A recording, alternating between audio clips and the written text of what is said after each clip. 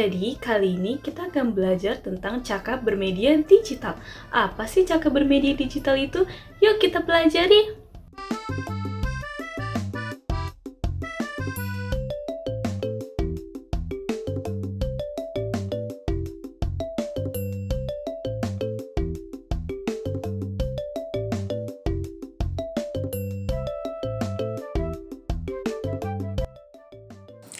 Hal pertama yang akan kita bahas itu pengetahuan mengenai perangkat keras dengan perangkat lunak yang digunakan sebagai alat dalam bermedia digital. Jadi maksudnya perangkat keras dengan perangkat lunak dalam dunia digital itu saling berkaitan, yang dimana keduanya ini nggak bisa dipisahin. Maka dari itu penting untuk kita memahami fungsi dari keduanya. Terutama karena perangkat keras seperti komputer digital digunakan secara luas dalam dunia media digital. Lalu ada beberapa contoh dari perangkat keras. Yang pertama itu ada komputer desktop. Komputer pribadi ini ditempatkan di meja, dilengkapi unit sistem yang dihubungkan dengan monitor, keyboard, dan mouse. Lalu ada laptop. Laptop itu komputer portable yang mudah dibawa, namun performanya tidak sebagus komputer desktop. Lalu ada notebook.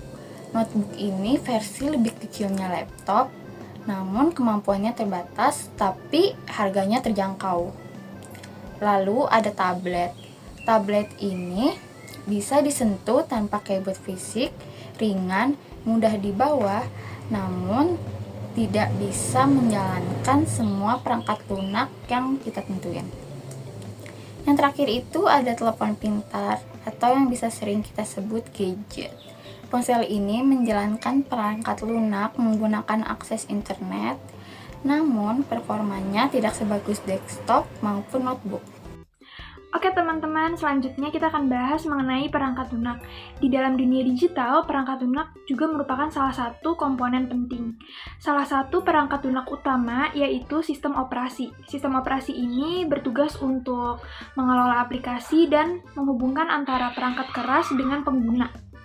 Sistem operasi yang digunakan pada komputer desktop atau notebook yaitu mencakup Microsoft Windows, macOS, dan Linux.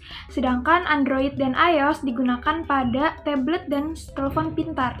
Nah, sistem operasi ini berkomunikasi dengan perangkat keras menggunakan device drivers dan teknologi plug and play untuk memudahkan instalasi perangkat baru.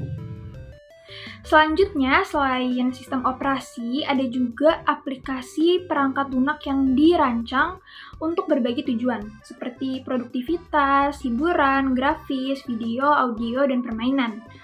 Nah, setiap aplikasi ini mempunyai persyaratan sistem tertentu agar dapat berfungsi, misalnya kapasitas penyimpanan minimal.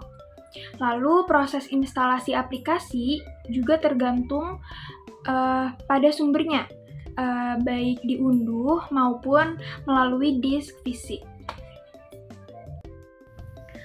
Oke, kali ini materi yang dibahas adalah digitalisasi mengubah cara pertukaran informasi dan cara berkomunikasi. Digitalisasi telah mengubah cara pertukaran informasi dan komunikasi dengan dampak luas. Pertukaran informasi menjadi lebih cepat dan global, memanfaatkan media sosial dan aplikasi pesan instan untuk berbagi data secara real-time. Komunikasi juga berubah dengan hadirnya pesan instan, multimedia, kolaborasi jarak jauh, dan personalisasi melalui teknologi digital. Nah, selain itu, digitalisasi memungkinkan komunikasi asinkron seperti email dan sinkron seperti video call, serta membuka partisipasi lebih luas dalam produksi dan distribusi konten. Namun, tantangan seperti informasi berlebihan, penyebaran hoaks, serta ancaman terhadap privasi dan keamanan data juga muncul, sehingga memerlukan pengelolaan yang cermat. Digitalisasi mempercepat pertukaran informasi dan komunikasi, tetapi itu juga memunculkan tantangan terkait penyebaran informasi palsu dan pelanggaran privasi. Inilah dua tantangan terkait informasi palsu dan pelanggaran hak privasi. Yang pertama, penyebaran informasi palsu atau hoax. Informasi palsu mudah menyebar melalui media sosial karena kecepatan dan kurangnya verifikasi. Algoritma yang memprioritaskan konten sensasional memperparah masalah. seringkali digunakan untuk tujuan politik atau ekonomi. Dampaknya meliputi disinformasi, krisis sosial, dan kerugian finansial. Yang kedua, pelanggaran hak privasi.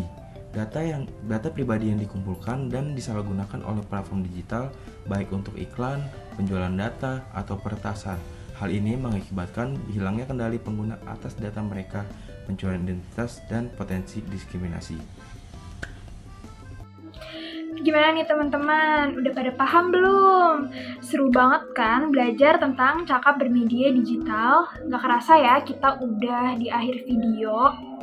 Kalau teman-teman masih ada yang mau ditanyakan atau didiskusikan, boleh banget tulis di kolom komentar, kita bakal bahas bareng-bareng. Jangan lupa juga buat like dan subscribe, dan nyalain notifikasinya biar teman-teman gak ketinggalan video-video berikutnya. Sampai ketemu lagi teman-teman!